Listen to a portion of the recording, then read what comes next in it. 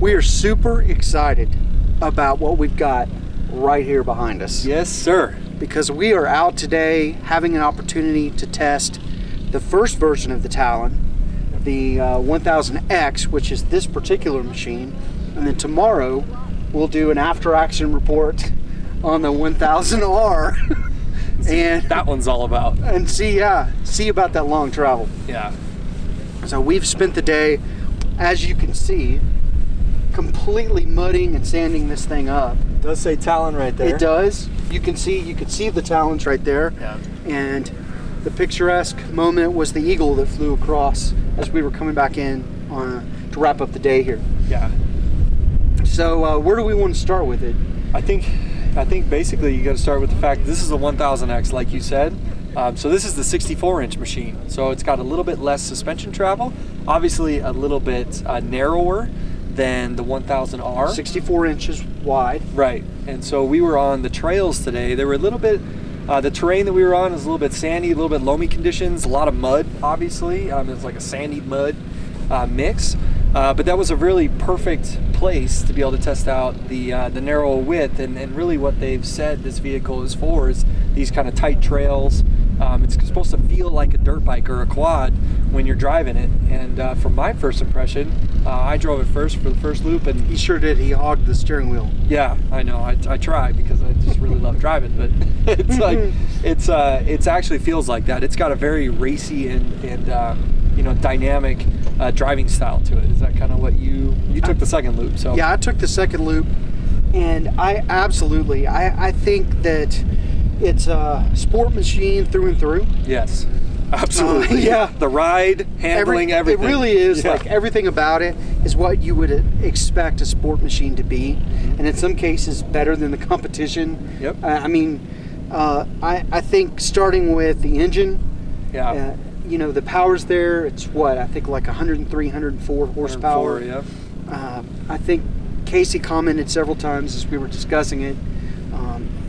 The power band is there throughout, and it revs quick. It's a very, very quick revving engine. So when you hop on it, man, it kicks up the RPM quick on you. Yeah, a lot of people will say, okay, so this is the power plant from the Pioneer 1000, which it is based off of that. However, there's a lot of key differences with this machine. Not just like you said, it revs faster. It's got that 270-degree firing order, so this thing sounds visceral. I was gonna say, and that means it sounds really, really badass good. Is what it means. Yeah, it does. It does. But the coolest part too that I noticed is that when you're off the throttle or when you short shift this vehicle to where it's in fourth gear, you're just cruising at 20 miles an hour, it's really quiet back there. So, we can talk, even with helmets on. Yeah. We could talk the whole time. So that was actually really welcomed experience versus some of the competition where, you've always got something kind of buzzing is the word that we've used, and behind you. So that's a great aspect of it. Like Josh said, the power is very linear. So whether you're going 3 miles an hour or you're going, I don't know, we probably got it up to 45, 50 today. Actually, we got it up to about 56 at one point. There you go, see? He was driving. Faster. I was not looking at the speedometer. Yeah.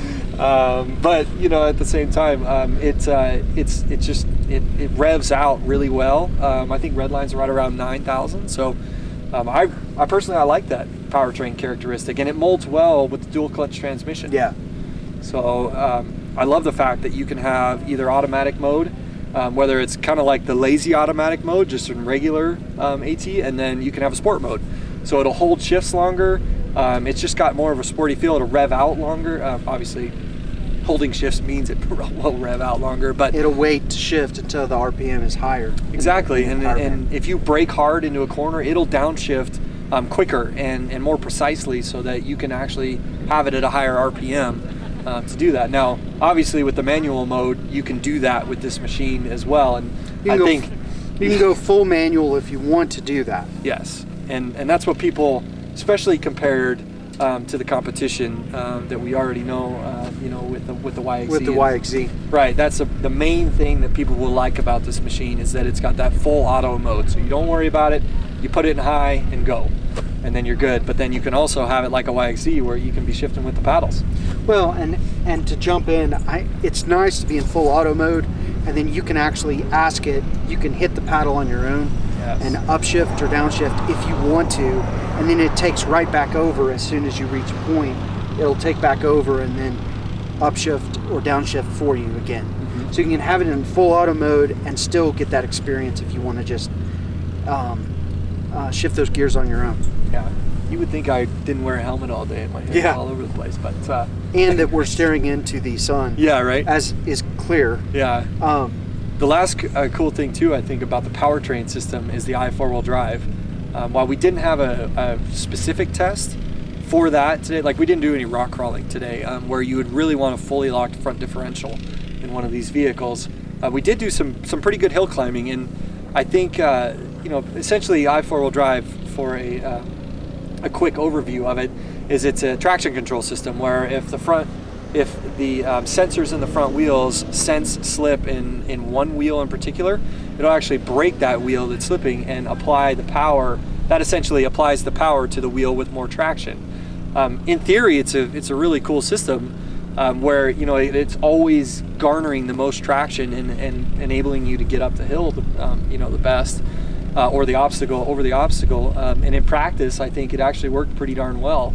I think overall it did. I'm gonna say I would want to play with that quite a bit more. Yeah.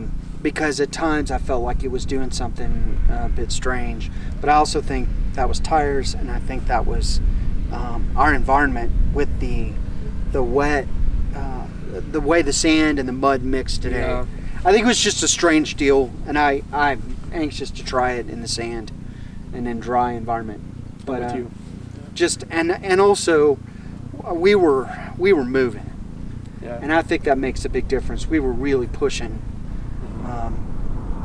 so you know. Yeah, and because of the muddy conditions too, we really didn't have it in two-wheel drive. Yeah, we never once put it in two-wheel drive. It just didn't make sense, and we liked the better turn in. You know, and just overall handling characteristics of that four-wheel drive. So we can move to handling too. Yeah. Because that's, like we said earlier, the Talon is a pure sport UTV. Yeah. You know, the way that it handles, it exhibits that through and through. And you know, it starts with the suspension. I think you know, these are Fox shocks, so these have a 3-position clicker adjustable compression system on there. We had it in the middle setting, number 2, for pretty much all day, and then we switched it over to 1 for the last ride, and I thought it made actually a pretty big difference. What does the 1 mean? It's the softest setting in there, and then 3 is the stiffest setting in there, and really, I think even with it at 1, there's a true dual rate setup in the front of this vehicle. And with that, it gives you the plush in the front that you would be looking for, you know, in a slower speed or more bumpy environment and stuff. And it also takes the big hits really well. You commented one time, I think, on a couple different occasions where there were some really good G-outs that we were going through, and the suspension just soaked it right up. Yeah. You know, so it's and probably we should jump into this part. It's got a trailing arm 3-link suspension in the rear on the 1000X. Yep. And then the 1000R has a 4+ trailing arm setup.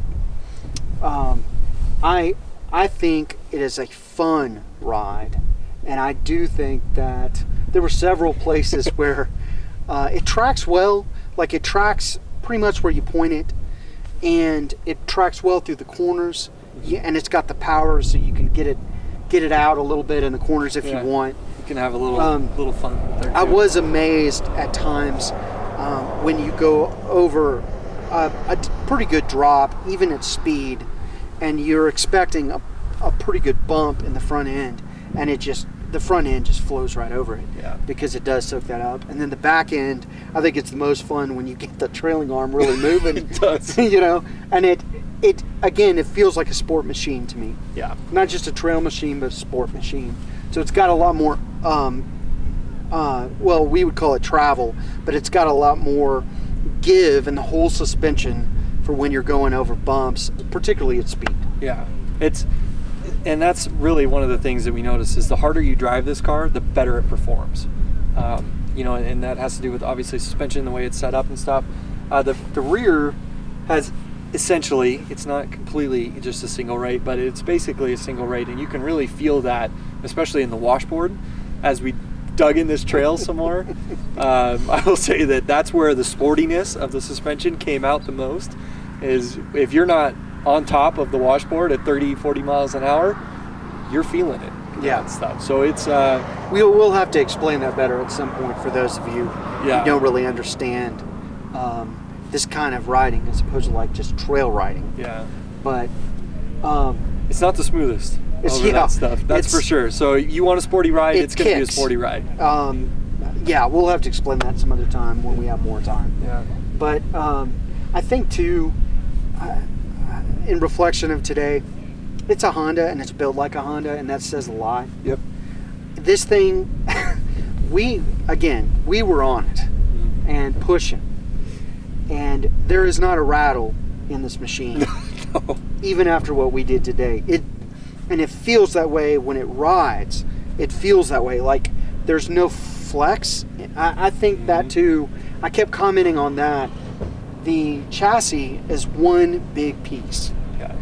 And the result of that, and the way they engineered it, is the chassis has basically no flex in it. Yeah, it's very so rigid. When you go over a real, like, where the tires are doing completely different things, and particularly when you go over like a real deep hole, and when the whole suspension shifts from one side to the other, the machine itself, the chassis, doesn't flex.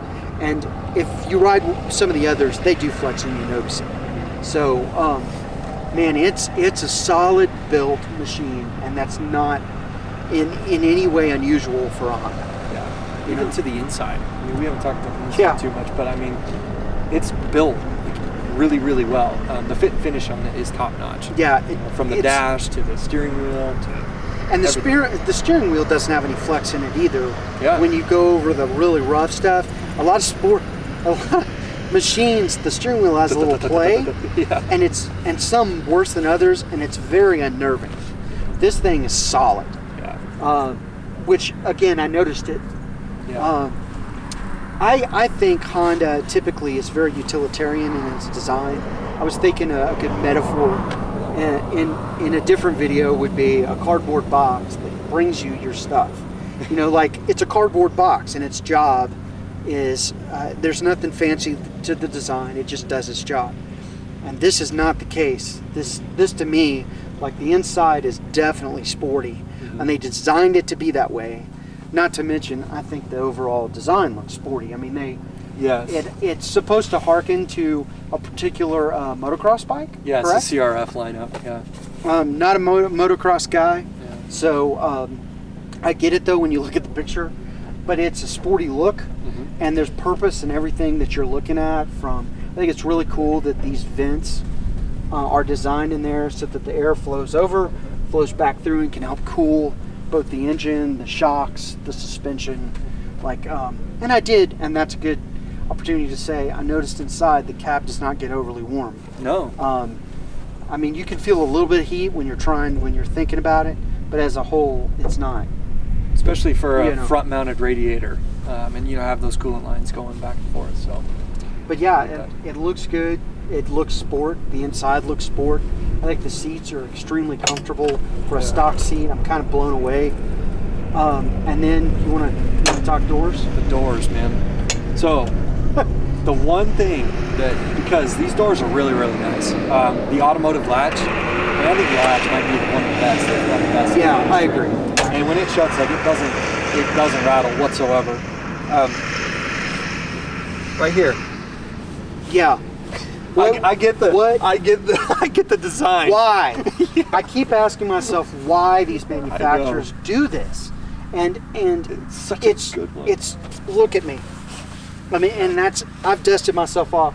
If this was covered, my entire bottom half, for the most part, would have been absolutely without water or mud. Yeah. But and you can't see the wheel. So like the purpose of having no lower quarter door is that you can see out or see the terrain and stuff. That doesn't work with this machine. I don't get it. And we need to retire this. Like we need to retire the holes in the doors. Yeah. But I will say too, I think the door, as doors go, I think it's probably one of the top 2 in my mind. Absolutely. And it's going to stay shut. It's not going to pop open on you unexpectedly. You have nets too. We don't have our net up on this side. Yeah, we don't have our net up. Overall, you feel very safe in this machine too, and not only because of the big, it's a large diameter OD roll cage. We're not sure if it's 2-inch, but it might be either 2-inch or 1.875. So that makes you feel very safe, and then obviously you have the nets and stuff. So we're being told it's time to wrap it up. Yep. That's a good overview, though. We're gonna wrap it up, John. Thank you, sir. But yeah, I think this is kind of a good after action, just our initial thoughts, and then we'll put together some more of a review video here tomorrow probably. But I will say, and wrapping this up, when I got back and I kind of walked away from it, I could very quickly get really good at pushing this thing to the limit. Yeah. And feel good about it. It seems to really be easy to learn, to know what it's going to do, and drive accordingly. And I think that's what I want. Is I want to know what it's going to do when you do some of this stuff at 40, 50, 60 or more miles an hour. And you get to where you can drive it aggressively, and you don't have to be a particularly outstanding driver to do it, which I am evidence of that. So I'm really impressed with it overall. Yep, it's super fun. Again, we're going to look forward to bringing the 1000R, and thanks for watching.